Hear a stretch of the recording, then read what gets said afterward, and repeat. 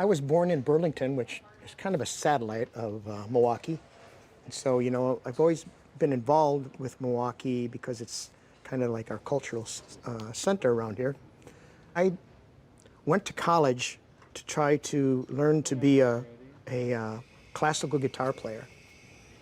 And after a few classes there, the professor took me aside and he said, "You will never be a classical guitar player. You don't have it in you. I can see it. I'm going to tell you now so that you don't waste your time." And of course, I was heartbroken.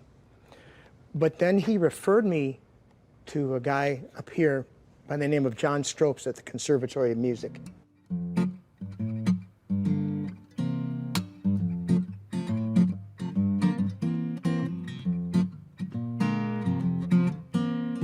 I sang the blues, she got the feels, slipped off her shoes and kicked up her heels. Peaches and cream, she's teaching me to dance. And John Stropes really brought that out in me. He recognized what I was leaning toward in my musical endeavor, and he taught me. He taught. There are old blues players, Mississippi John Hurt, and finger pickers like that. It's called fingerstyle picking, and that's where I learned. You might say that I got swept away. My musical style probably started early.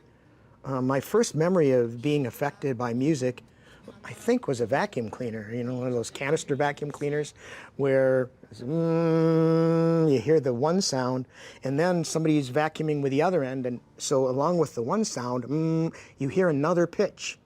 And I think it was pretty early for me that I noticed those two pitches, they had a relationship between one another. And those were harmonies, and some were really pleasant, some were kind of dissonant, but I found myself singing those vacuum cleaning noises.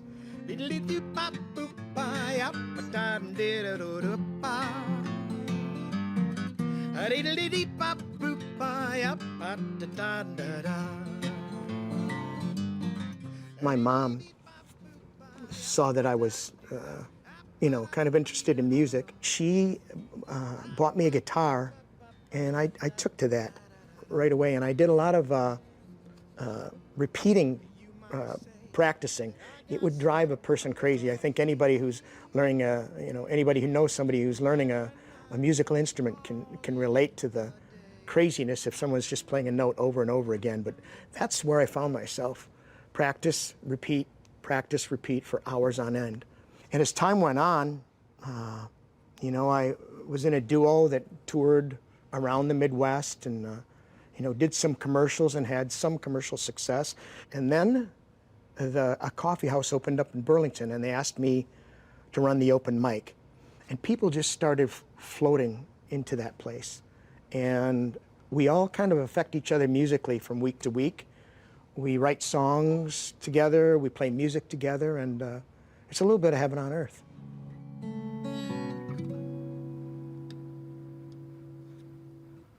Summertime was ending, with fall around the bend. With our situation pending, I had some time to spend.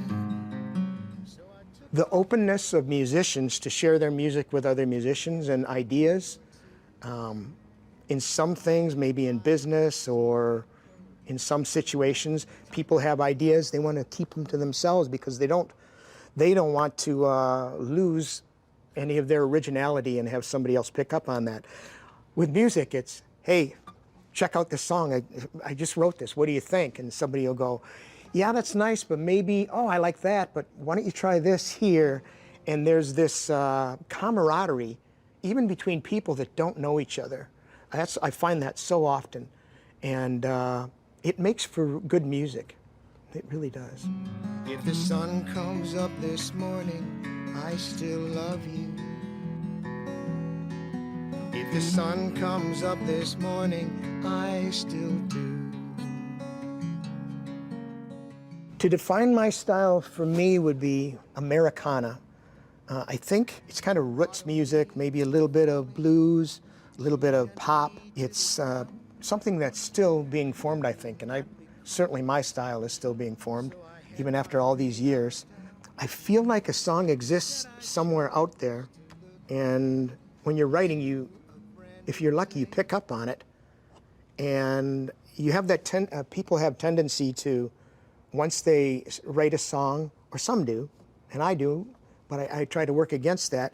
When you're writing a song, you have an idea come to you, you start writing that song, and then you have your own style that you try to put on that song. But what I'm working at lately is to try to have the song be the way it came into my mind, and maybe even not have any of me in that at all, just wherever that song came from, try to find that and be true to that. But I remember what you said before you went away. If the sun comes up this morning, I still love you.